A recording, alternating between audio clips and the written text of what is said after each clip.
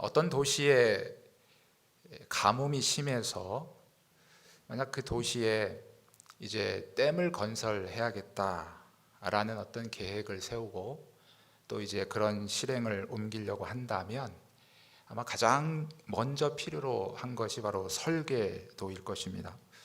어느 장소에 그리고 어떠한 형태로 또 어떠한 기능을 가진 댐을 건축할 것인가, 이것이 전체적인 그림을 담은 이것이 바로 설계도인 것이죠. 자, 설계도가 완성이 됐다면 그 다음 필요한 작업이 무엇일까요?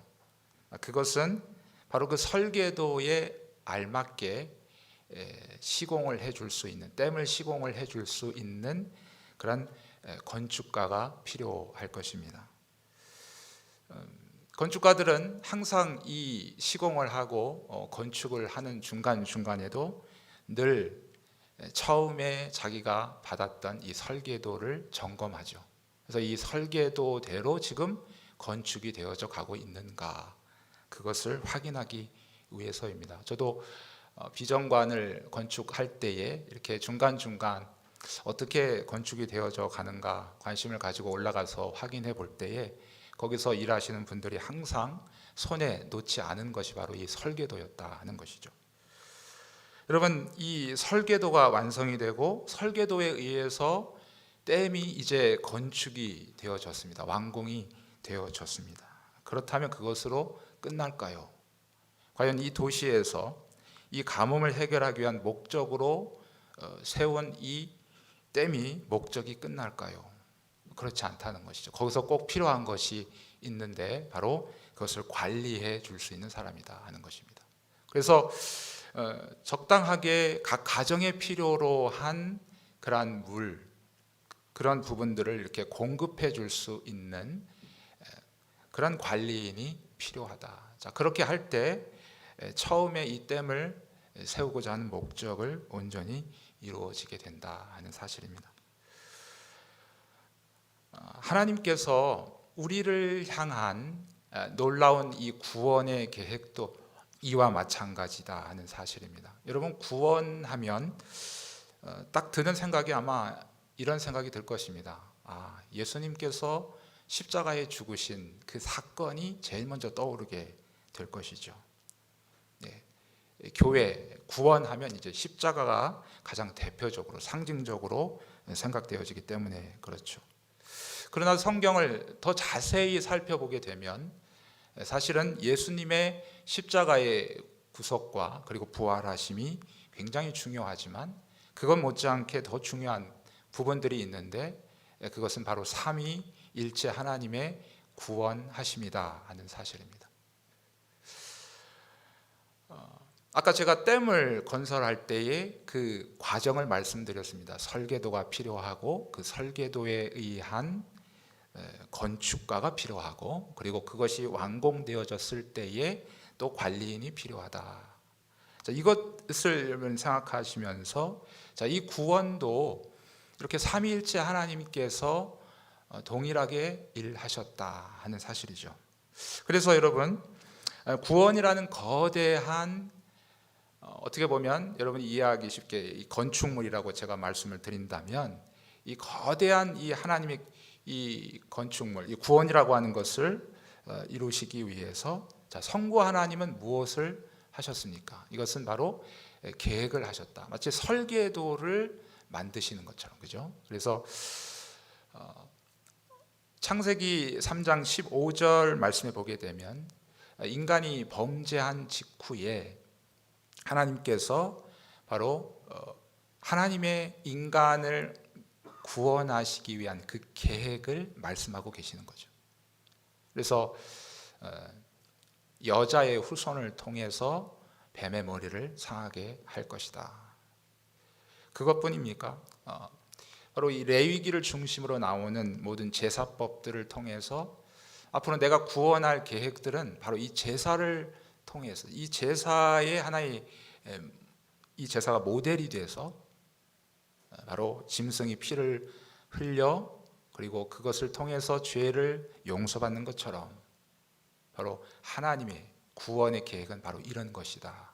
바로 제사 제도를 통해서 하나님의 구원의 계획을 말씀해 주셨습니다. 그 외에도 많은 선지자들을 통해서 하나님의 구원의 계획이 무엇인가, 구약에 쉴 새 없이 하나님은 말씀하고 계시다 하는 사실이죠.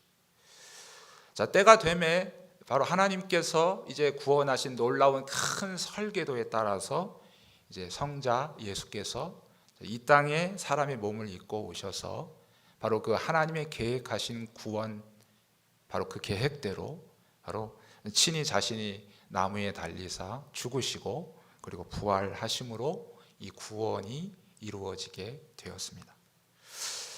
거기에서 끝나지 않았죠. 예수님의 십자가의 사건은 바로 2000년 전에 유대 땅이라고 하는 그 장소, 그 장소에서 역사적으로 이루어진 사건입니다. 그러나 오늘 2000년이 지난 저와 여러분이 살아가고 있는 시대는 시간의 차이가 있고 또 공간의 차이가 있습니다. 그것을 어떻게 우리가 연결해 줄 수 있을 것인가? 바로 이것이 성령님의 사역을 통해서 이루시는 그러한 놀라운 사역이다 하는 사실이죠. 그래서 예수님의 십자가의 사건은 겉으로 보여지는, 그리고 역사적으로 나타난 사건이라고 한다면, 성령님의 사역은 우리 각 개인에게 우리의 심령 안에서 그 역사적인 예수님의 구속의 사건을 우리의 형편에 맞게 연결시켜 적용시켜 주셔서 그것을 우리 안에서 이루시는, 그야말로 구원을 이루어 주시는 그러한 사역을 하신다. 이것이 바로 성령 하나님이 하시는 일입니다. 그러니까 구원은 성부 하나님의 계획하심과 성자 예수 그리스도의 구속하심, 그리고 성령 하나님의 그 예수님의 구원을 우리 가운데 적용해 주시는 이 삼위일체 하나님의 사역, 협동 사역이다 하는 것을 성경이 우리에게 말해주고 있다 하는 사실이죠. 특별히 이제 성령 하나님의 사역을 조금 더 클로즈업해서 살펴보도록 하겠습니다. 성령 하나님께서는 우리들에게 어떻게 역사하시는가? 우리 각자에게 이제 역사하여 주셔서 여러분 예수를 믿게 하시죠. 여러분이 어떻게 예수를 믿게 됐는지 여러분의 각자 다 상황은 다 다를 것입니다. 하지만 성령께서 믿게 하심으로 말미암아 우리가 바로 예수를 믿게 되었다 하는 사실이죠. 그래서 이것을 조금 더 세분해 가지고 그냥 단순히 구원받았다라고 하는 그 말보다는 그것을 조금 더 좀 세분하고 더 클로즈업을 해서 살펴보게 되면 이 세 가지 차원에서 우리의 구원이 이루어지고 있다 하는 사실이죠. 첫 번째는 바로 과거적 구원이다 하는 사실입니다. 그러니까 과거적 구원이니까 나는 구원을 받았습니다 하는 것이죠. 그러니까 이때는 언제입니까? 여러분이 예수님을 믿을 때인 것이죠. 그래서 예수님을 믿을 때에 일어나는 일들이 무엇인가? 그것은 바로 우리 전도를 통해서 전도를 듣고 그리고 그 전도를 통해서 또는 누군가의 전도를 받아서 그래서 교회에 나오게 되고 그리고 예수를 믿게 되는 그러한 과정이 있습니다. 그래서 그것을 하나님의 부르심이다 해가지고 소명이라고 하는 단어를 사용을 하죠. 그 이외에도 그 안에서 우리를 거듭나게 하시는 또 중생의 사역이 있고요. 그리고 우리의 죄악된 모습을 바라보고 거기에서 돌이켜서 이제 예수님을 바라보고 예수님을 따르기로 하는 그런 회심의 그러한 일들이 있습니다. 그리고 예수를 믿는다고 하는 그 자체는 이미 예수님과 함께 연합되어졌다, 하나가 되어졌다 하는 그 일들이 일어나는 것이죠. 그래서 예수님의 죽음은 나의 죽음이 되는 것이고 예수님의 부활은 나의 부활이 되는 것이다. 바로 예수님의 연합과의 관계가 이루어졌기 때문에 그렇다 하는 사실입니다. 그러면서 동시에 일어나는 것은 무엇입니까? 우리는 모두 다 하나님 앞에서 죄인이죠. 로마서에서 선포하고 있듯이 모든 사람이 다 죄인입니다. 그러나 바로 예수님께서 우리의 죄 문제를 해결하시고 또 우리 대신 그 하나님의 말씀을 온전히 순종해 주심으로 그 의를 우리에게 전가해 주셔서 자, 우리는 하나님 앞에 의롭다라고 하는 그러한 법정적인 어떤 선포, 하나님의 재판장으로서의 선포가 이미 내려진 상태다 하는 것이죠. 이것이 바로 칭의입니다.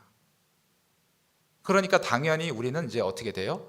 하나님의 아들과 딸로 이제 입양이 되는 것이죠. 그러니까 이 모든 것이 바로 예수님을 믿는다. 자, 나는 예수님을 믿습니다 하는 그 믿는 순간에 이루어지는 사건이죠. 그래서 이것이 어떤 순서가 있는 것은 순서가 있다고 이렇게 말씀드릴 수는 없겠으나 그러나 일단 논리적인 그런 순서가 이렇다 하는 것입니다. 그래서 예수님을 믿을 때 우리는 이러한 일들이 우리 가운데 일어나게 된다는 사실이죠. 자, 과거적 구원이 있고요. 그 다음에 두 번째 현재적 구원이 있습니다. 나는 지금 구원을 받아가고 있다. 자, 여러분 빌립보서 2장 12절 말씀을 보시게 되면 두렵고 떨림으로 너희의 구원을 이루라 라는 그러한 말씀이 나옵니다. 나는 과거에 구원을 받았는데 무슨 또 구원을 이루라고 하는가? 그 말씀이 여러분 읽을 때에 혼동이 되실 수 있을 겁니다. 그래서 여러분, 자, 이 본문을 대부분의 많은 신학자들은 바로 성화 단계라고 그렇게 해석을 하는 것이죠. 그러니까 지금 내가 구원을 받아가고 있습니다. 지금 현재적 구원을 말하고 있다라고 하는 의미는 바로 자, 예수 믿는 저와 여러분, 이미 하나님의 자녀로 입양이 되어졌고, 자, 우리가 하나님의 거룩한 백성, 의로운 백성이라고 이미 과거에 선포되어졌어요. 그래서 그렇게 인정되어지고 하나님께 받아들여진 저와 여러분들이 이제 예수님을 믿는 그 순간부터 언제까지일까요? 바로 죽는 그 순간까지죠. 우리의 개인적인 목숨이 끊어지는 날까지, 주님께서 우리를 부르시는 그날까지, 아니면 우리의 생명이 마치 주님께서 다시 재림하실 때까지 살아있다면 그 재림하시는 그 순간까지 바로 성화의 단계를 모든 성도들은 바로 밟아가고 있다는 사실입니다. 그러니까 지금 두렵고 떨림으로 너희의 구원을 이루어 가라라고 하는 말씀은 자, 하나님의 자녀로서 부름받은 저와 여러분들이 자, 하나님을 닮아 거룩한 삶을 살아가고 그리고 하나님의 말씀을 순종하면서 더 하나님께서 원하시는 백성으로 점점 자라가라.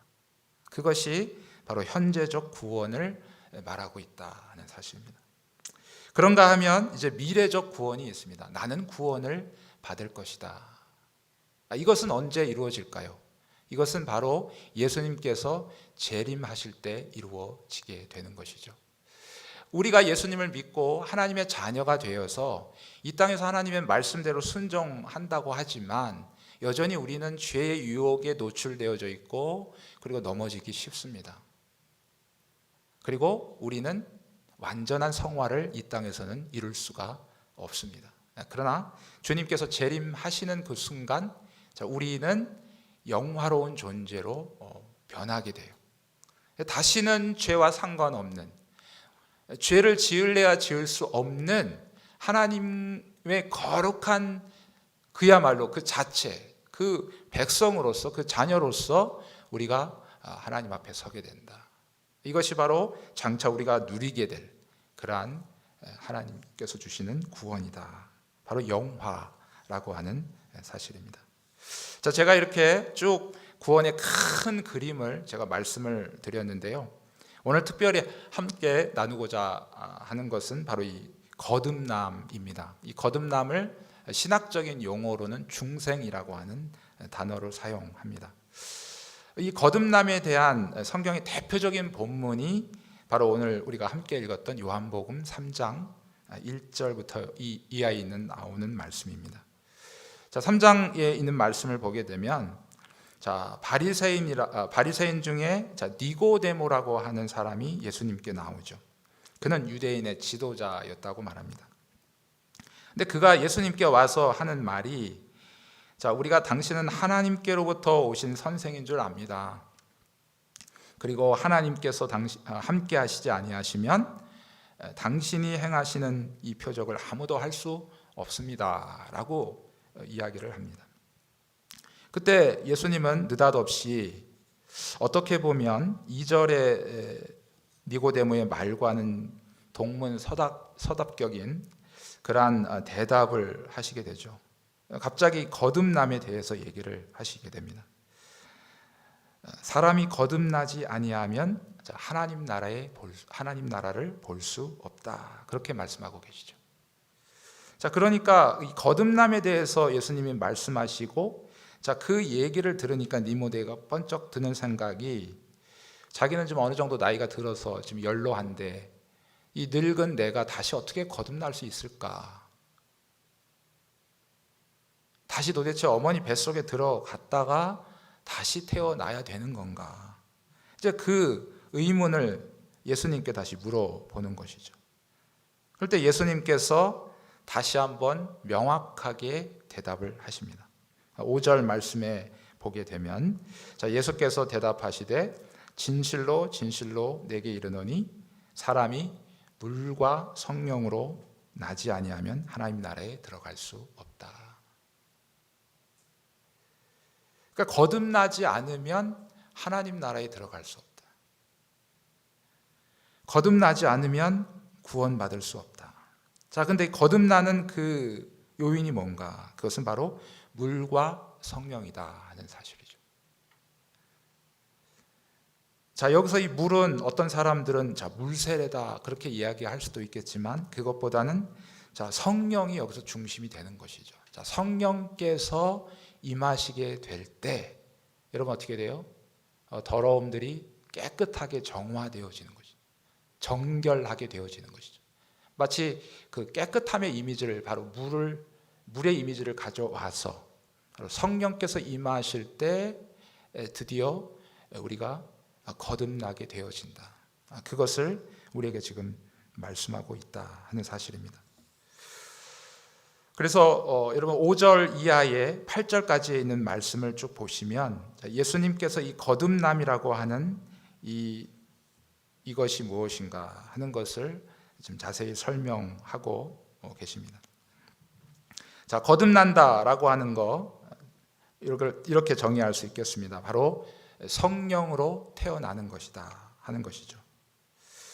자, 여러분, 어떤 사람들, 여러분들이 이제 은혜를 처음 받고 예수님을 믿고 그렇게 하게 되면 그때 우리가 착각할 수 있는 것이 있습니다. 나는 모든 것을, 죄를 초월할 수 있는 능력이 내게 있다, 그렇게 생각하는 경우가 많다. 그런데 여러분, 살다 보면 우리의 육신의 모습이 드러나기 때문에 죄악에 넘어지게 되고, 그리고 여전히 예전과 같은 모습을 반복할 때가 있다는 것이죠. 그러면서 오는 그런 갈등이 있습니다. 내가 예수를 믿는데, 내가 거듭난다고 하는데 왜 여전히 죄를 짓고 있는 것인가? 그런 갈등 가운데 빠질 때가 있다 하는 사실이죠. 그것은 바로 우리가 이 거듭남이라고 하는 것이 어떤 것인가, 우리가 잘 이해하지 못했기 때문에 오는 현상이다 하는 사실입니다. 이 거듭남이라고 하는 것은 우리의 어떤 물질적인 변화, 그러니까 예를 들어서 어떤 음식물을 섭취하게 되면 그 음식물이 우리 속으로 들어가서 우리의 영양분이 되어지고, 그래서 우리가 에너지를 발산할 수 있는 어떤 보여지는 이런 어떤 물질적인 변화를 말하는 것이 절대 아닙니다. 이것은 바로 영적인 변화를 의미한다라고 하는 사실입니다. 중생했다고 해서, 거듭났다고 해서 그렇기 때문에 여러분, 갑자기 완전해지는 것이 아니고, 여러분, 인간의 본성 자체가 변화되어지는 것이 아니다. 이것은 바로 우리 마음의 성향이 변화되어지는 것을 말하고 있습니다. 자, 인간의 성향이라고 하는 것이 뭘까요? 인간의 성향이라고 하는 것은, 사람의 마음 가운데 지성이라고 하는 것이 있고, 그리고 감정이라고 하는 것이 있고, 의지라고 하는 것이 있습니다. 근데 이것이 어떤 것의 지배를 받는가? 바로 우리 마음이라고 하는 그 하나의 축의 지배를 받고 있는 것이죠. 자, 그래서 여러분, 중생이라고 하는 것은 이 우리의 어떤 지성이나 감정이나 의지가 바뀌어지는 것이 아니고요, 이 지성이나 감정이나 의지를 다스리고 지배하고 있는 마음의 중심, 그 성향이 바뀌어지는 것을 말하고 있다는 사실이죠. 쉽게 예를 들면 이렇습니다. 비슷한 지능과 감정과 의지를 가지고 있는 두 사람이 있어요. 근데 한 사람은 죄를 짓는 범인이고 또 한 사람은 그 죄인을 잡는 경찰이라고 생각해 보십시오. 지성이나 감정이나 의지는 동일합니다. 그러나 그들의 마음의 성향은 어떨까요? 자, 죄인의 마음의 성향은 어떻게 하면 남을 사기쳐서 자기의 이득을 취할까? 그래서 죄를 짓고자 하는 성향으로 가게 되는 것이죠. 그러니까 그가 가지고 있는 지성이나 감정이나 의지를 바로 그 죄를 짓는 방향으로 사용하게 되어진다. 근데 반대로 경찰은 어떻습니까? 그 죄를 그 죄인을 잡으려고 하는, 어떻게 보면 의를 행하려고 하는 그 성향으로 가게 되는 것이죠. 그러니까 이 두 사람의 차이는 지능이나 어떤 감정이나 의지의 차이가 아니라 바로 이 성향의 차이다. 죄를 지으려고 하는 성향이 있느냐, 아니면 죄를 없애려고 하는 그런 성향이 있느냐, 이 성향의 차이가 있다라고 하는 사실입니다. 자, 인간의 성향. 자, 또 다른 예를 들어 보이겠습니다. 자, 지성과 감정과 의지라고 하는 세 마리의 말이 있다고 하면 생각해 보십시오. 그리고 그 세 마리의 말을 앞에서 마부가 끕니다. 자, 그 마부는 이 마음이라고 생각해 보시면 됩니다. 그러니까 이 마부가 만약에 그 성향이 동쪽으로 가고자 하는 성향이 있다면 어때요?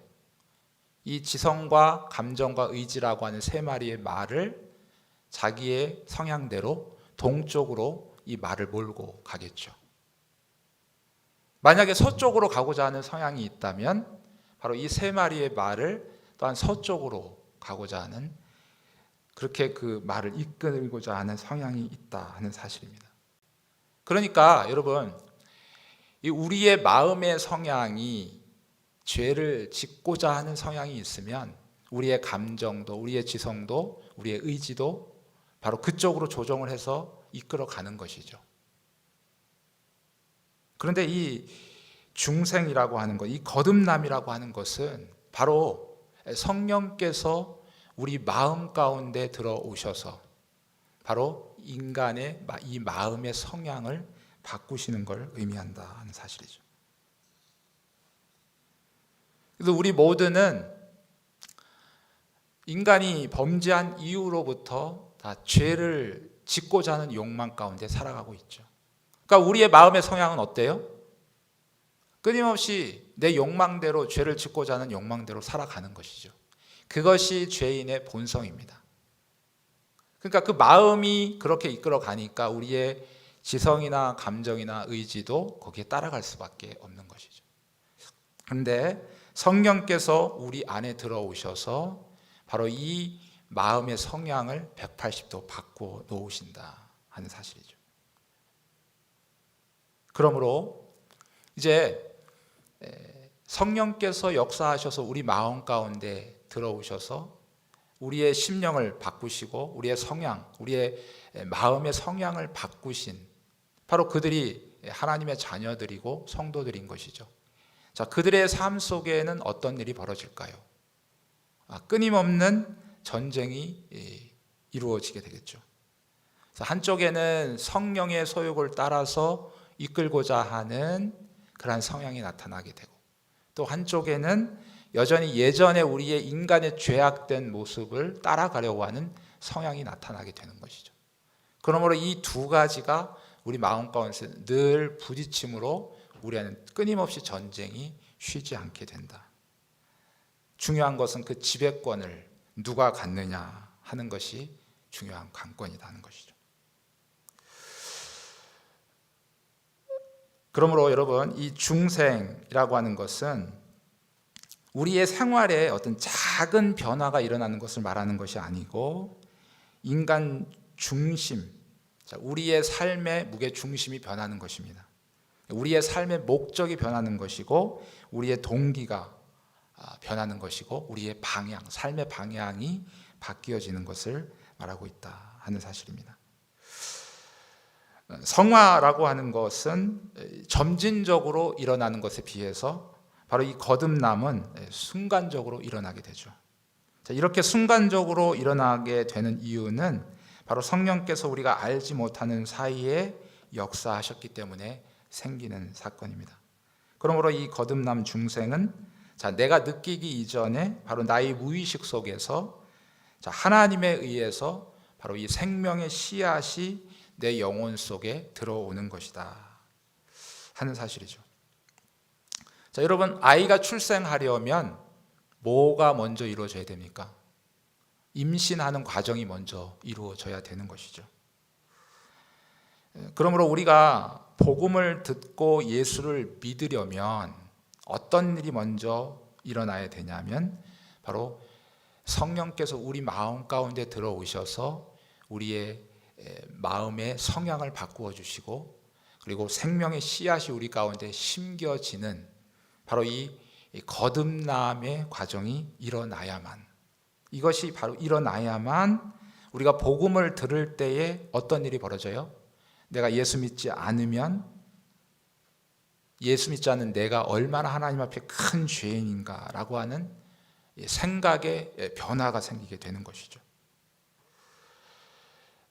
성령께서 우리 안에 들어오셔서 우리의 성향을 바꾸시는 이 중생이 일어나야만 이제까지 나의 삶이 하나님 앞에서 헛된 삶을 살았구나, 죄악된 삶을 살았구나 라고 하는 그러한 가슴을 치는, 그리고 때로는 통곡을 하게 되는 우리의 감정의 변화가 생기게 되고, 그리고 이 거듭남의 놀라운 일들이 일어나야만 이제부터는 내가 교회에 나가서 바로 예수님을 믿고 그리고 하나님의 자녀로서 살아가야겠다는 이런 결심이 생기게 된다 하는 사실이죠. 결국 우리의 행동의 변화가 생기게 된다 하는 사실입니다. 그러니까 우리가 나가서 복음을 전할 때 그들이 이 복음을 어떤 사람은 받아들이기도 하고 어떤 사람은 받아들이지 않는 사람들도 있습니다.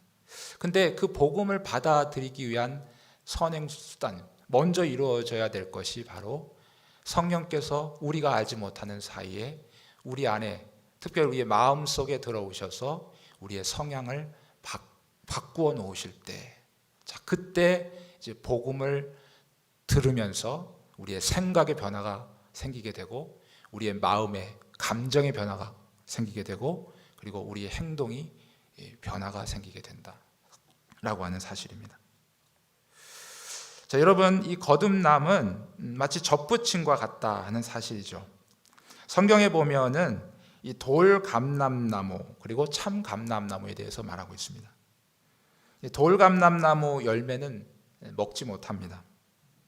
그래서 이제 사람들이 연구하기를 어떻게 하면 이 돌감람나무에서 참감람나무 열매를 얻게 할까, 그렇게 생각하던 끝에 돌감람나무의 가지 하나를 베어내고 그곳에 참감람나무의 가지를 접붙이면 원래의 돌감나무 속에 바로 참감람나무의 생명이 들어와서 겉은 돌감람나무의 모습이지만 속은 참감람나무의 성향을 갖게 되므로 참감람나무의 열매를 맺게 된다 하는 사실이죠. 그러니까 우리의 모습은 죄에 물들어 있어서 나타나는 열매들이 다 돌감람나무와 같은 열매의 모습이라는 거죠.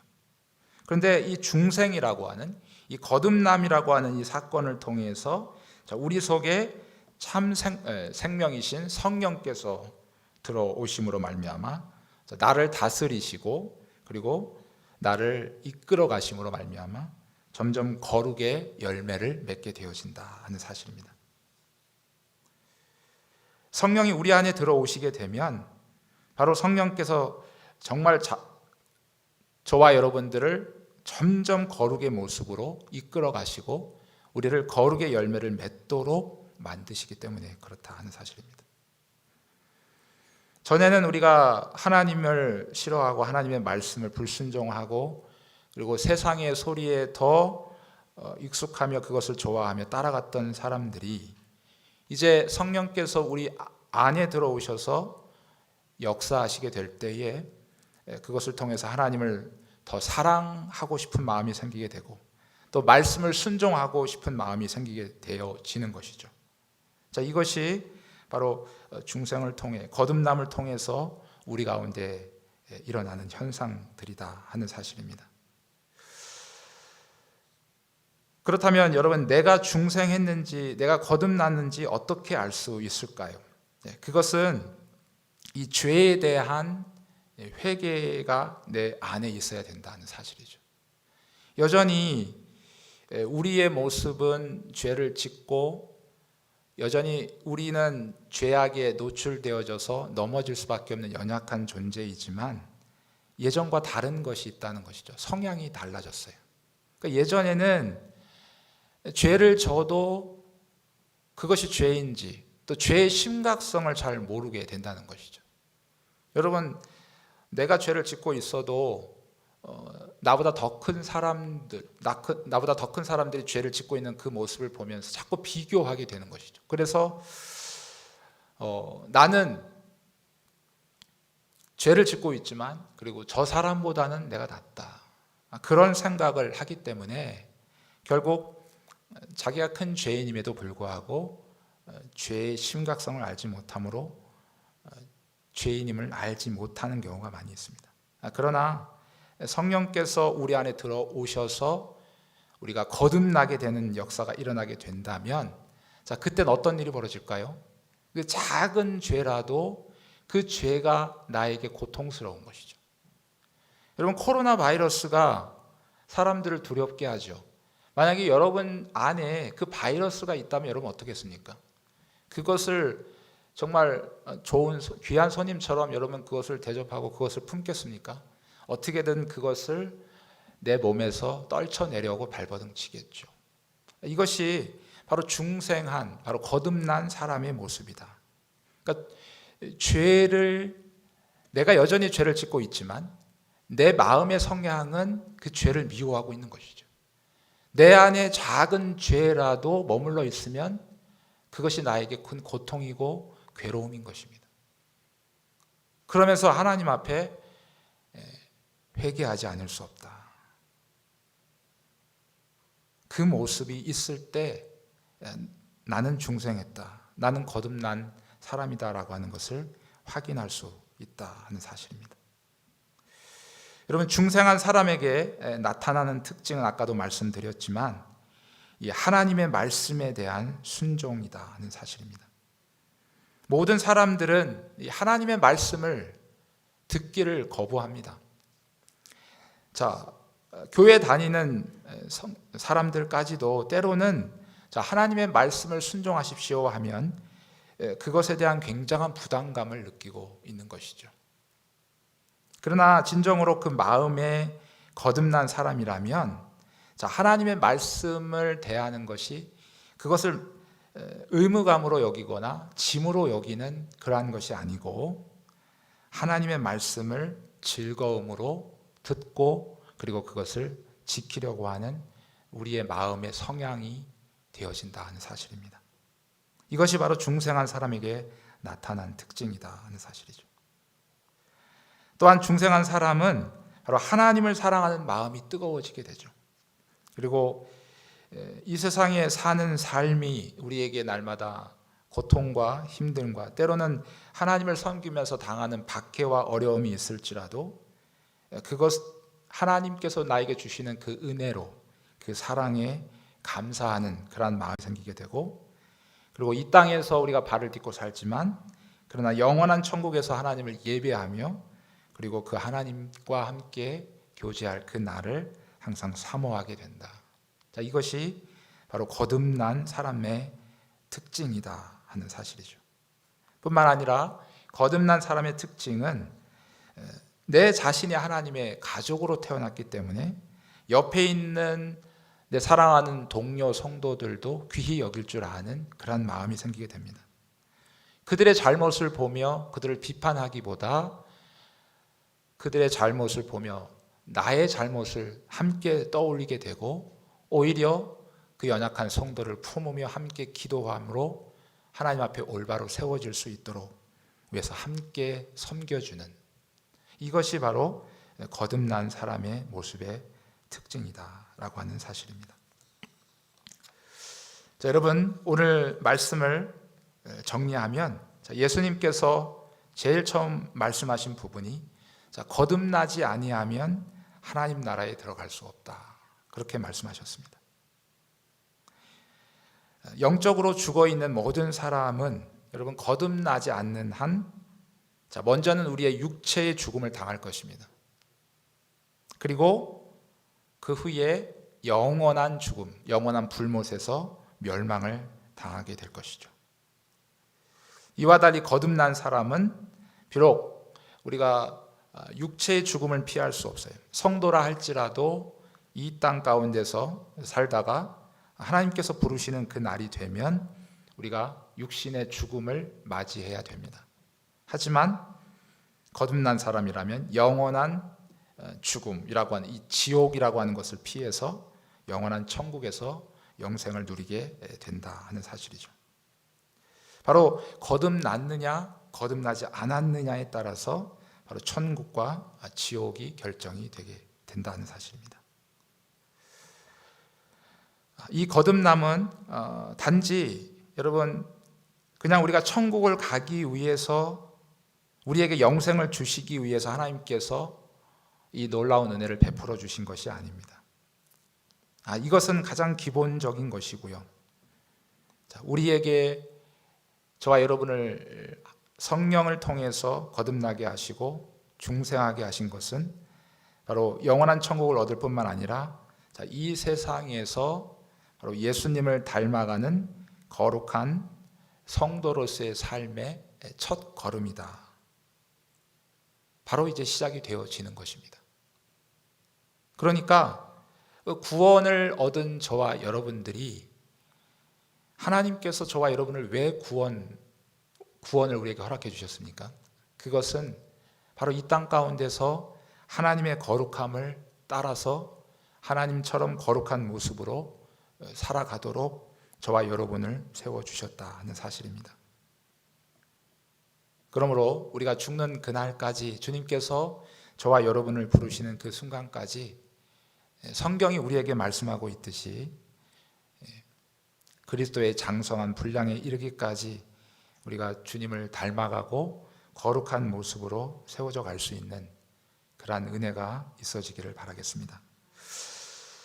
여러분, 이 놀라운 하나님께서 주시는 이 거듭남, 이것을 우리가 원한다고 해서 받는 것이 아닙니다. 이것은 바로 하나님의 주권 하에 하나님께서 창세전에 바로 예정하신 그 하나님의 거룩한 사람들에게 하나님의 기뻐하시는 자들에게 주시는 은혜입니다. 저와 여러분들이 만약에 이 은혜를 받아서 누린다면 한번 생각해 보십시오. 내가 과연 이 은혜를 받을 만한 자격이 있었던가? 우리가 이것을 생각할 때 더 하나님의 은혜를 기억하며 감사하게 됩니다. 여러분, 중환자실에 있는 그 환자에게 한번 물어보십시오.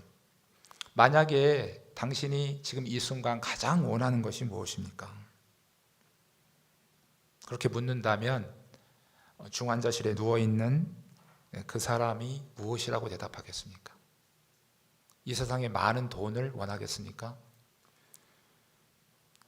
아니면 수백만 평의 그 땅 문서를 원하겠습니까? 화려한 이 세상의 이력서를 원하겠습니까? 중환자실에 누워있는 그 사람은 오직 생명을 원할 것입니다. 단 1분 1초라도 더 살기를 원하는 그 간절한 마음이 그에게 있지 않겠습니까? 여러분, 우리 모두는 어쩌면 이 중환자실에 누워 있는, 그래서 언제 죽을지 모르는 시한부 인생을 살아가고 있는 그러한 모습입니다. 그런데 하나님께서 저와 여러분에게 영원한 생명을 주셨다는 사실이죠. 언제 죽을지 모르는 나에게 영원한 생명이 확보가 되어지고, 그리고 이 땅에서 영원한 소망을 가지며 그 천국의 소망을 가지며 살아갈 수 있다라고 하는 것, 여러분, 그것을 생각할 때에 우리가 하나님 앞에 어찌 감사하지 아니할 수 있을까, 이런 생각이 듭니다. 오늘 추수감사주일을 맞아서 여러분이 하나님 앞에 드리는 감사의 감사의 제목은 무엇입니까? 어떤 분들은 이런 감사의 제목을 할 것입니다. 하나님, 이것을 주셔서 이것을 주셔서 감사하고요, 이것도 주셔서 감사하고요, 하나님이 뭘 주셨기 때문에 감사합니다. 자, 이런 감사는 굉장히 상식적인 감사일 수밖에 없습니다. 왜냐하면 세상 사람들도 그런 감사는 하니까요. 또 어떤 분들은 이런 감사를 할 것입니다. 절망 가운데서, 고통 가운데서, 슬픔 가운데서, 또는 억울한 누명을 쓰고 그런 고통 가운데서도 나를 지켜주시고 인도하신 하나님 감사합니다. 그리고 실제적으로도 그 고통과 절망의 상황 가운데서 감사하는 분이 있다면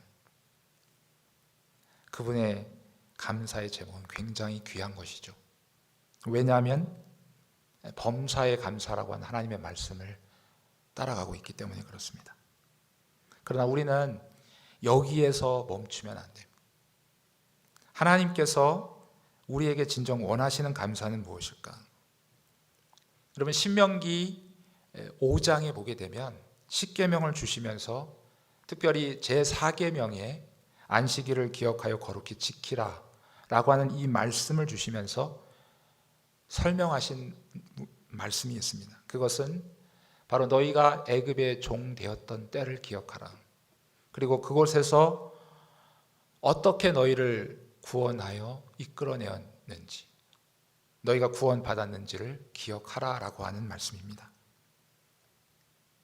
왜 하필이면 안식일을 기억하여 지키라고 하는 그 계명을 주실 때 이 말씀을 하셨을까?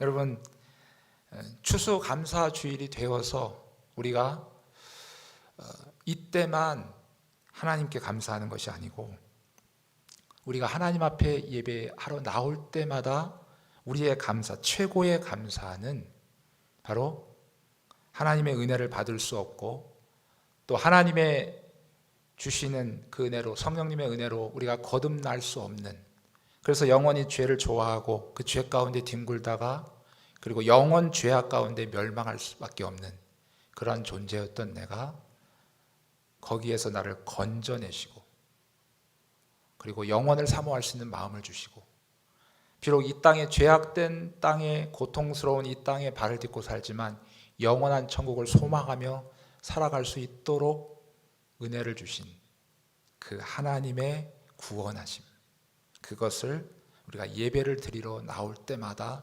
기억하며 감사하라고 하는 말씀이 아닌가.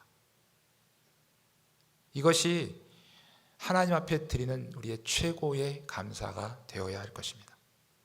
예배를 드리러 나올 때뿐만 아니라 여러분, 우리의 매일매일의 삶 속에서 이것을 기억하고 이 은혜를 주신 그 하나님 앞에 감사하는 그러한 삶으로 살아가는 것이 바로 우리를 구원하시고 우리를 거듭나게 하셔서 하나님의 거룩한 자녀 삼으신 하나님의 온전하신 뜻이다.